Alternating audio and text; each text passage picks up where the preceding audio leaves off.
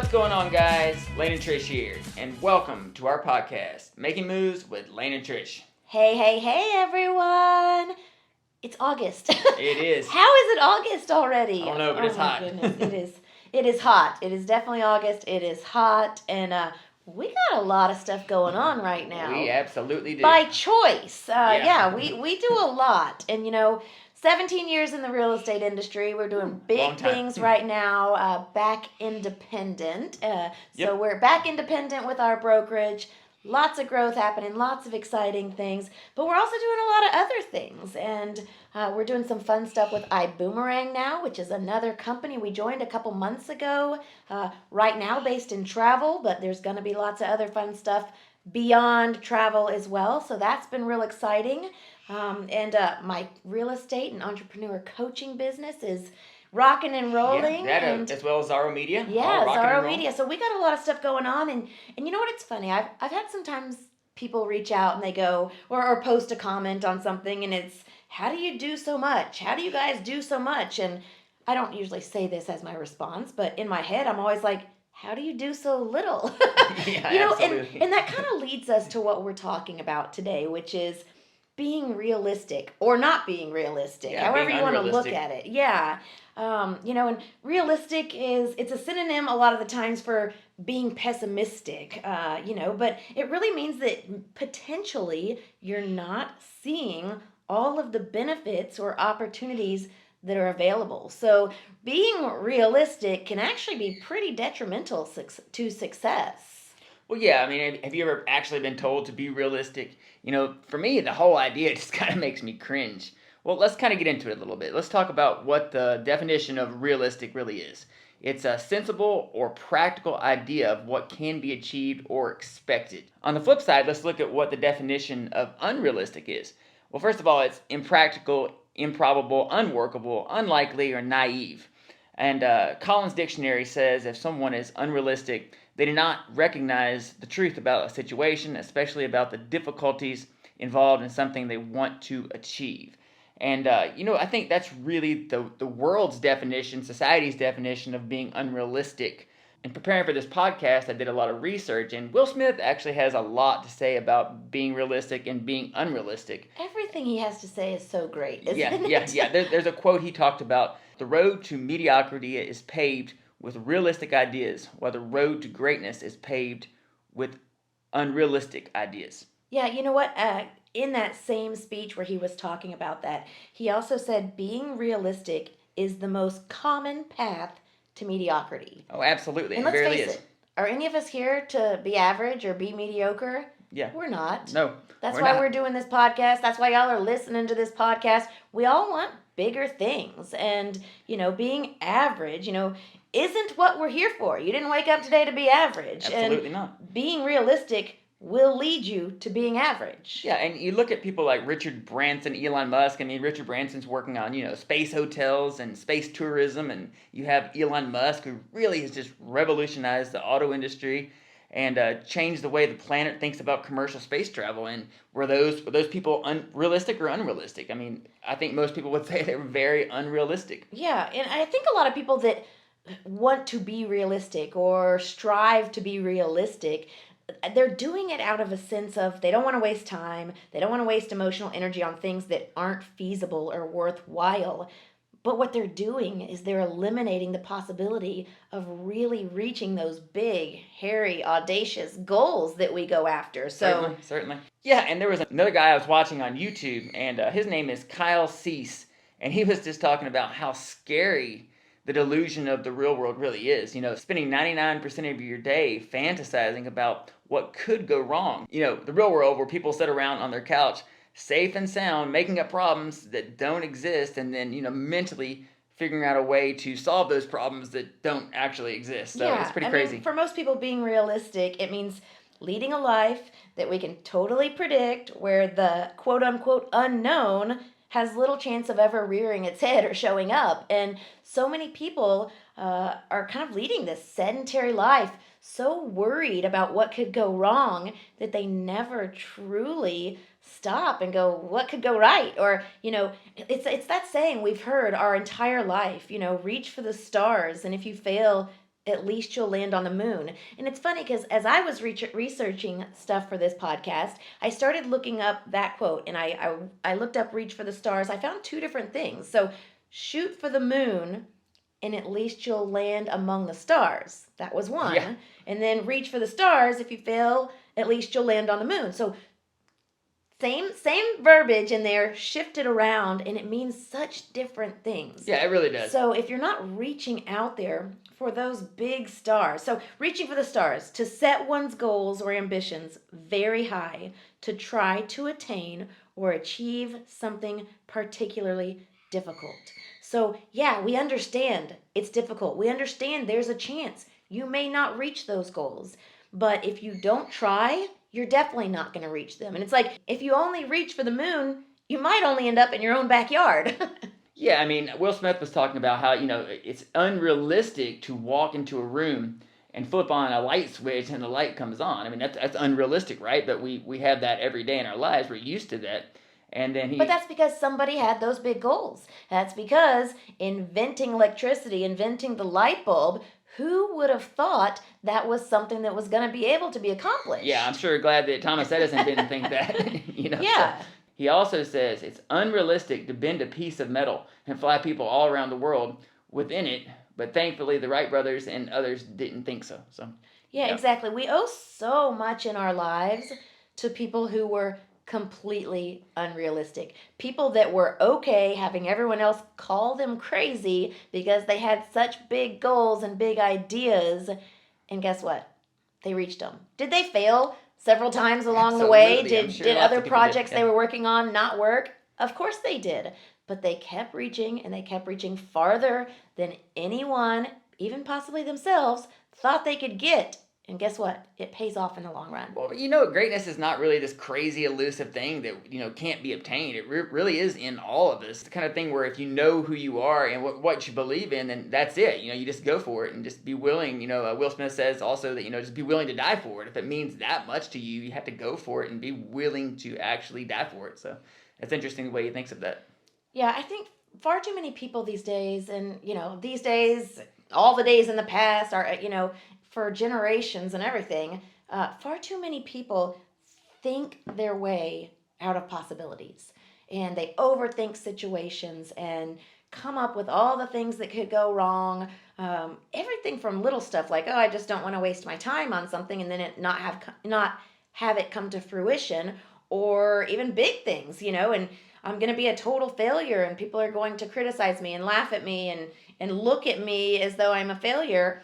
And then they talk themselves out of working towards those really big goals. And don't get me wrong now. I mean, you have to be realistic within the realm of, if you want to be a singer or something, and you have to understand that you may have to be a waiter for a long time in order to achieve that goal, to have that freedom. But as long as you're willing to do what it takes and to put in the work, then, it's 100% okay being unrealistic. Furthermore, it's not that you're actually being unrealistic. It's that you are being perceived as unrealistic by people who don't understand what they're capable of achieving and have given up on their greatness because of their own lack of self-belief. Exactly. So, yeah, I saw in several different articles and blogs and different things I read as I was preparing for this, I saw one quote commonly spread throughout lots of different articles and stuff, and they called being realistic the ultimate life killer. Let that sink in for a second. The ultimate life killer. Is there anything worse? Yeah, that's crazy. Talent really comes naturally. But skill is only developed by hours and hours and hours of practice on your craft, on what you do and what you're going after. And you have to have that ridiculous work ethic in order to be able to be unrealistic. Well, I even so you posted a quote on Facebook this morning and it said, if people aren't calling you crazy, you aren't thinking big enough. It's a Richard Branson quote, and how true is that? Yeah, it's certainly true. I mean, you got to think big. If you want to achieve big things, you have to think big. And, Richard Branson's a prime example of that. If you look at all the things he's doing, it's absolutely mind-blowing. And, so much of how you perceive what is realistic for us and others, for that matter, is based on experiences we've had in the past. And then we make choices on if we're going to do something or if we're not going to do something based on the past. So our future is being limited by the past in essence. Yeah, well, I think a lot of it comes down to what we've talked about before, which is limiting beliefs. And being quote unquote realistic is just another form of limiting yourself. Well, yeah, So, we're depriving ourselves of growth opportunities and seriously limiting our potential. well, and obviously, none of us want to stay where we are now or go back to where we were in the past. So, basing our current decisions and our current amount of action and our current amount of reaching farther and farther, if we base that off things in the past, we're not going to get anywhere. Yeah, and honestly, the best things I've ever created in my life were when I was totally unrealistic and had the guts to go all the way with it. And I think if most people really think about it, they will find this, the same for themselves. Almost all of the goals that I've had for myself, throughout my life have been unrealistic, but I've achieved most of them. And so I challenge you to think about some of the things that you want in your life that are unrealistic and make it part of your list of goals. Put it on your dream board and just really go for it. For me in my life, when I was young, when I was a kid growing up, I actually lost 120 pounds. And no one thought I could do it. It was unrealistic. I had so many things up against me. I had no knowledge of fitness or nutrition. I didn't have any resources. I didn't have a lot of money where I could go out and buy the foods that I needed or join a gym or things like that. And I was living in rural Alabama. So, people weren't into fitness. They were into fried foods and greasy everything. So it was Fried very chicken difficult. And macaroni and cheese and Yeah, I didn't know anybody into fitness. And, but I went forward anyway. I was like, okay, enough is enough. I can't stand having all this weight on me. And so I did it. And even though I was joked on at school, I was joked on everywhere for, eating fruits and vegetables when everybody else was stopping at, the fast food joint to eat. And, oh yeah, I was joked on tremendously. And, I cut the calories back and just started working out as much as I could, finding a place to work out, and walking every day. And the pounds started coming off. And over, the course of about a year and a half, I dropped 120 pounds. And so that's kind of an example of where you have to be unrealistic when everybody else thinks you're crazy and you're not being realistic. Another thing that I did that was, considered a little unrealistic is when I got into real estate. I actually ended up being one of the youngest brokers in San Antonio. I think I was, 25, 26. And when I became a broker, I didn't listen to the naysayers and I just went for it. And, in 2004, I think it was 25 or 26, I became one of the youngest brokers in the city, only after 2 years in the business. yeah, and it's one of those things that the more you reach for those big goals, the more unrealistic you are. And then as you keep going and going, and you finally start achieving some of those goals, you build up this momentum for being able to reach, higher and higher and higher. And you feed off of it. Your momentum grows, and it almost becomes addictive, having the big goals, the process of getting there. And it's a process, success is a process, it doesn't just happen by accident. And reaching these big goals and achieving these monumental, quote unquote, difficult things or crazy things, it's addictive. And when you actually reach it, that's not actually the goal for me. It's the process of getting there and what Right. you go through day in and day out, and what you have to do to your mindset and to your actions every single day to get there. That's the addictiveness. And like you're talking about dieting, and we fast 20 hours a day right now. It's hard so a hard. lot of It's the so time. hard. But I've almost become addicted to that feeling of hunger. The feeling of Yeah, starving I'm to like, death, I'm right? starving, and I love it because Yeah. you know what? I know that means something good is happening Yeah, in well, there. your pants are gonna fit tomorrow. That's what it means. Yeah, so it's a so good feeling. it's not, and I haven't reached the weight goals yet. So we'll see how I feel when I get there. But I am thoroughly enjoying the process of Yes, being addicted to yes. being hungry. Yes. I just have to drink a lot more coffee because my energy level's kind of Yeah, but not and where it needs we to be. talk about hunger. Hunger, that's a physical hunger. Sometimes it's emotional, but the hunger, the drive Yep. to get where you want to go and to be better than you were yesterday. Absolutely. It's a But- very invigorating. But I will thing. say this: once you start to, be unrealistic and start achieving some of the things that you thought that were just impossible before, it does become addictive, and you kind of get this.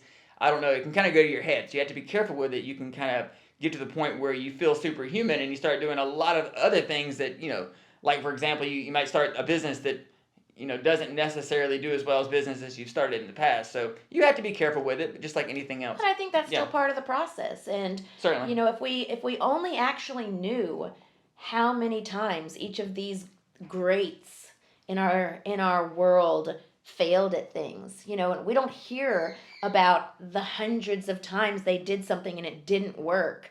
We only know them for the things that did work. And so I think it's important to understand that failing is part of getting where you want to go, so you fail forward, and to not let that get you down and not let it keep you from, continuing either on that same path, if that really truly is where you want to go, or from learning from it and understanding that you can take that drive and that same passion towards where you now understand that you're the direction you're supposed to go in. I think really it all comes down to if you're willing to do what it takes, take the action, put in the work to make the unrealistic realistic for you. Well, and I think that with that point too, everyone does have different limits on where they're going to go. Everyone's potential is different, and unless you push yourself past the point of being comfortable and past where you think you can go and what you think you can stand, you're never going to realize what your true potential is. So don't just base what you do on what you've seen someone else do or where someone else has gotten in their lives. Your goals aren't the same as their goals. Your abilities aren't the same as their abilities. And it's like that story we heard the other day that Holden Bugs was talking about with the monkeys and the fish and the elephant, right? Right. Yeah, that was a great story. And this, I think it was a palm tree, and I'm going to butcher the story, but there was a palm tree, and the ultimate goal is everyone had to climb it and get to the top.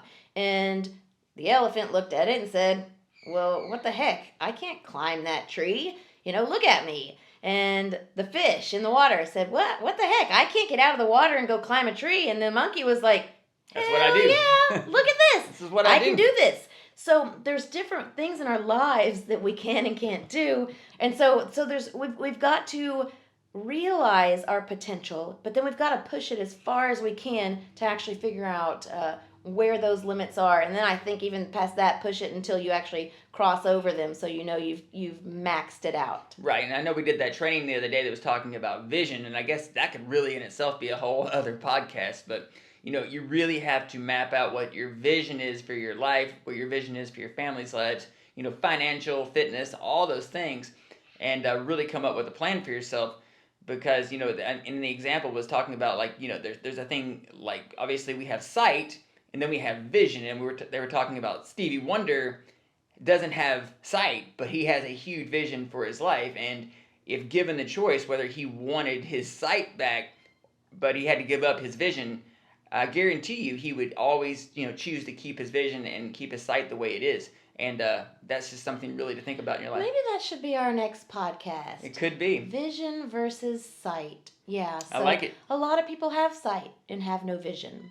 Right. So the vision is super important. So if you can't see the vision, and maybe I should just stop and we should save it for next time. But vision versus sight. So yeah. Well, I mean, it just really comes down to your willingness not to listen to the naysayers. Get rid of your fear of what people might think about you, and take control of your life, and what is reasonable for you will explode. So, quit being reasonable, folks. It's time to take your life to the next level. The enemy of fear is logic. So think logically and take control of your dreams. A lot of traditional standards of society were created out of fear and weakness. So this is why there's such a high failure rate in the modern society. Basically, if you practice what is realistic, there's a good chance you will not accomplish much. Doesn't sound like fun to me. Nope. I think we should just go out and do some Be unrealistic folks. things right now. Let's do it. That pretty much wraps up our podcast for today. All right, guys. Like, share, subscribe, and we will see you on the next podcast. Bye, guys.